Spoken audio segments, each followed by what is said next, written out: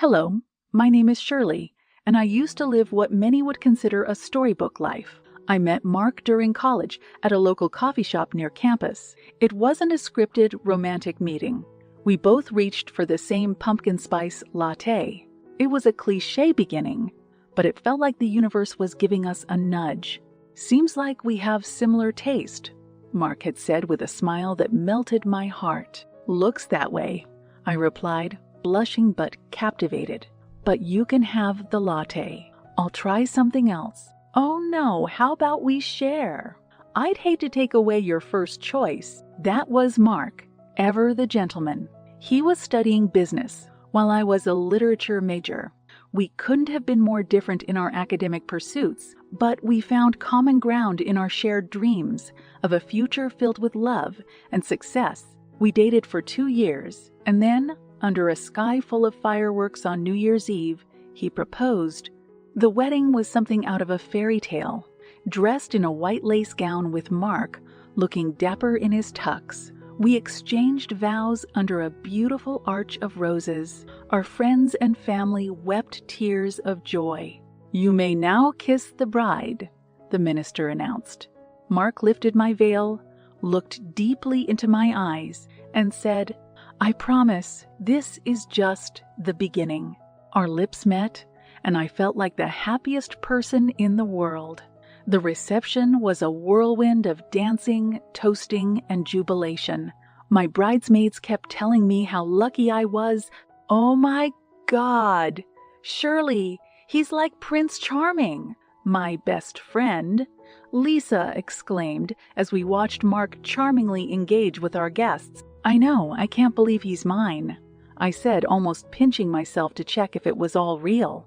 The honeymoon was a 2-week escapade in Bali, and every moment felt like we were floating in our own paradise. When we returned, we bought a lovely little house in the suburbs. Mark got a well-paying job at a renowned corporate firm, and I started teaching literature at a community college. The idyllic days stretched into months and years. Our lives were filled with candlelight dinners, weekend getaways, and movie nights cuddled on the sofa. When holidays came around, we celebrated them with as much enthusiasm as kids. Easter, Thanksgiving, Christmas. We did them all. But Halloween was special. Now, you must be wondering why I'm narrating all these happy moments when you know things took a turn for the worse.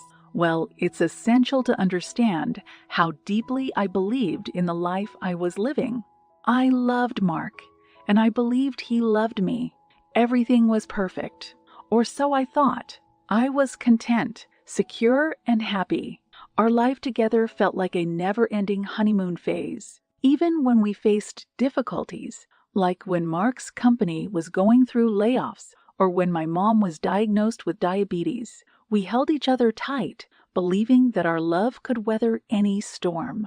But as you'll see, not all storms come with dark clouds and thunder. Some just strike you out of a clear blue sky, forever changing how you see the world around you. And sometimes the person holding the lightning rod is the one you least expect. That's all for now.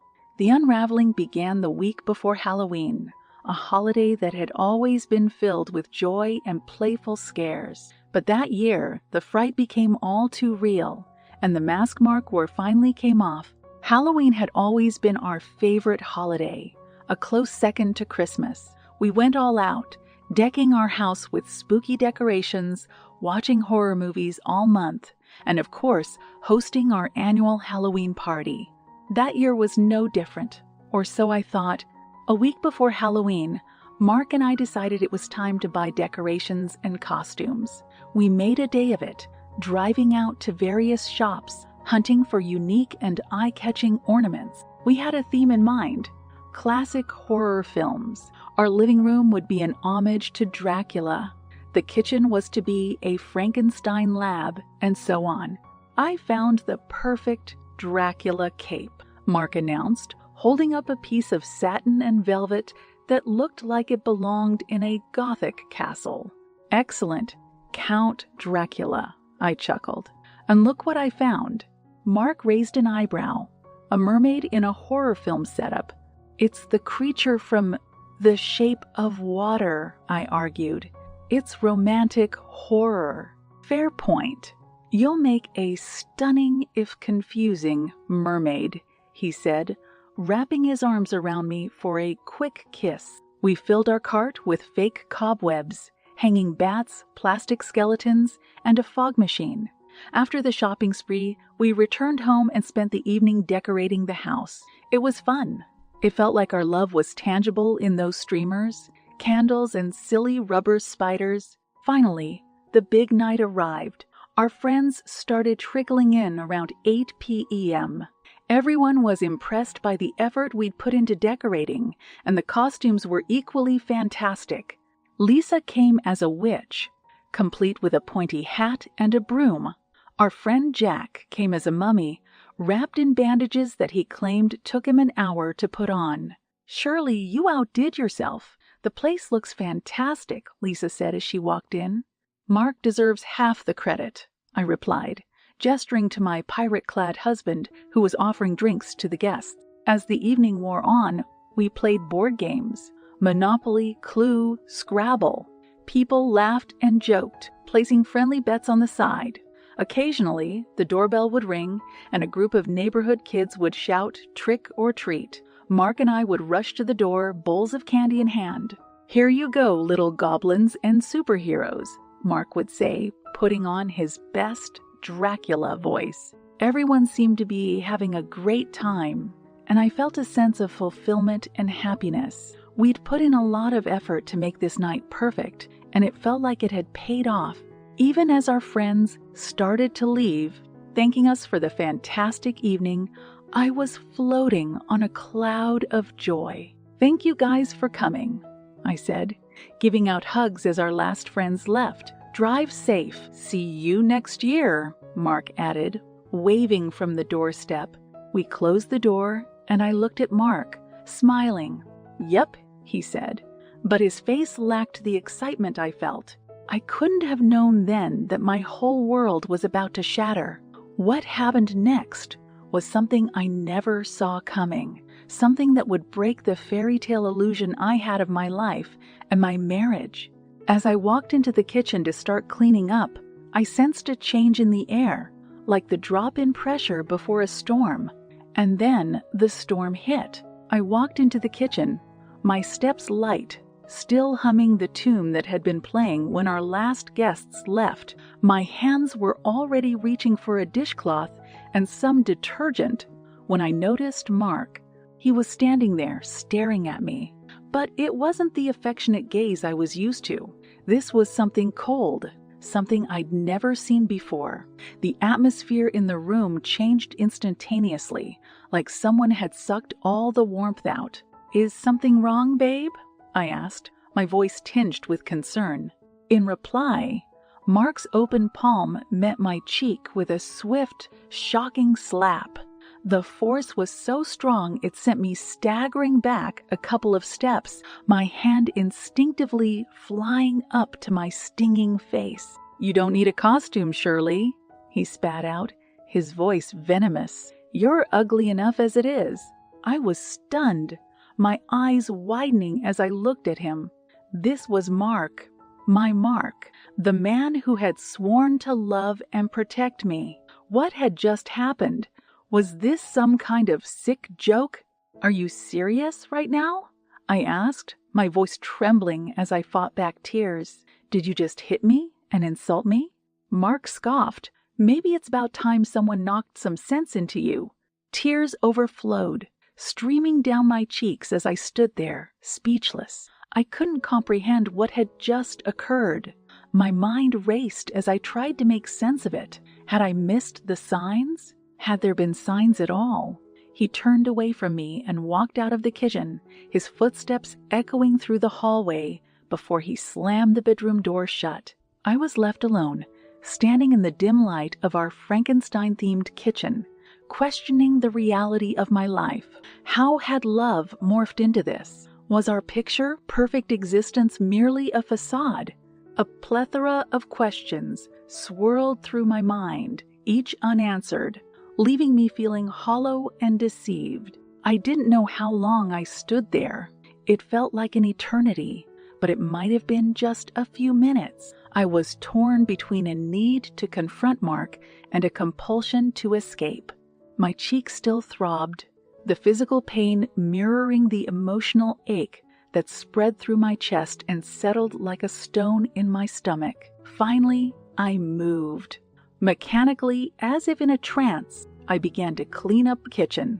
I wiped down the counters, put dishes in the dishwasher, and swept the floor. Each motion felt surreal, like an out-of-body experience. I was going through the motions, but my mind was elsewhere, reliving that horrendous moment over and over again.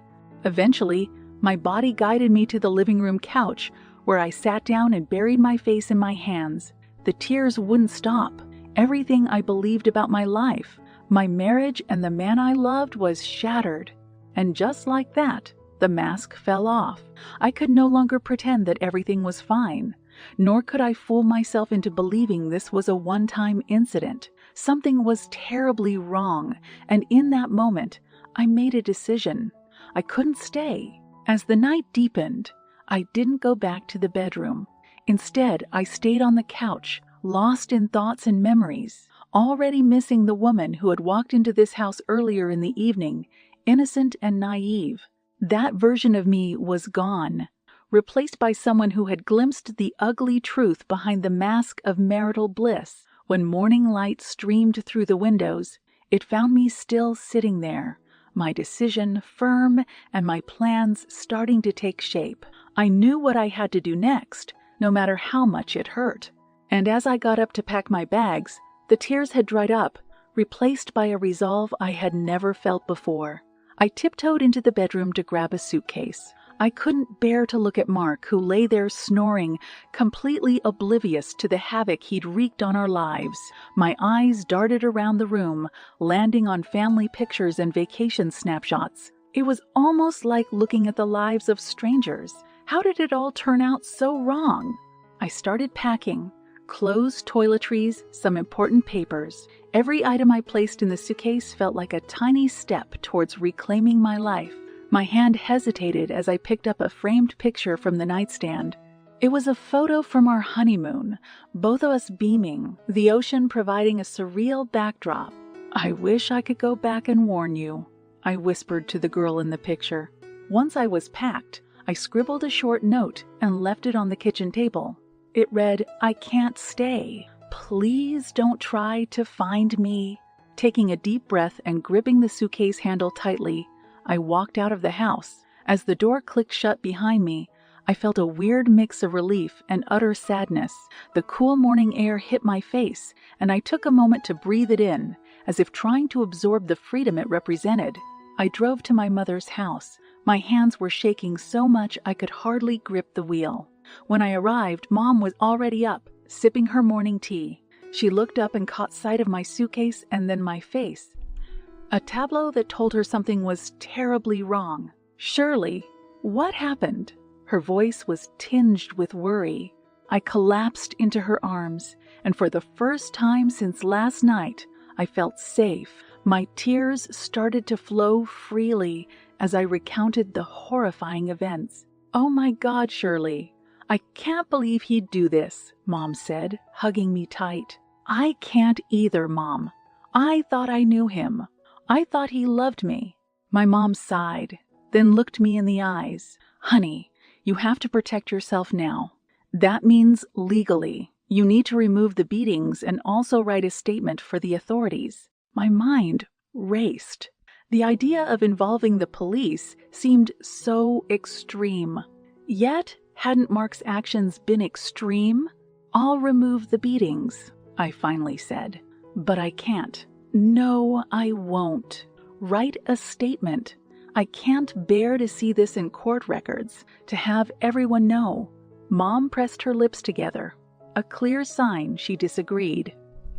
"All right, but promise me if there's ever a next time." "There won't be a next time," I interrupted, my voice tinged with a newfound determination. "I'm not going back. I'm going to file for a divorce." Filing for divorce was both liberating and heart-wrenching. Even as I signed the papers, A part of me mourned for the love I'd once felt, for the life we'd planned together. But another part, a growing part, felt the stirrings of independence, the inklings of a life free from the fear and humiliation that had marred my recent days. As it turned out, I got 50s of our property, which meant I had the resources to start anew. Mark showed up to the legal meetings, his face unreadable. When he tried to offer an apology, I cut him off. "How low you have fallen that you bow down to a scarecrow," I said, a grim smile crossing my lips. The look on his face was a mix of confusion and humiliation, and for the first time, I didn't care how he felt. I was breaking free not just from Mark, but from the cage of expectations and illusions that had kept me from seeing the truth. As I walked out of the lawyer's office, papers in hand, I couldn't help but feel that a new chapter was beginning. A chapter written solely by me. A month had passed since the divorce papers were filed. During this time, my morning sickness worsened. I was frequently nauseous, fatigued, and unable to eat much. My mother, seeing my condition deteriorate, decided it was time to break the news to Mark. Even though I wanted nothing to do with him, the reality was that he was the father of my unborn child. About 15 minutes after Mom called him, I heard a knock at the door. My heart pounded in my chest as she went to open it. Mark stepped into the house, his eyes immediately finding mine. "Shirley," he began, "I heard about the baby. I can't believe you didn't tell me. We need to talk."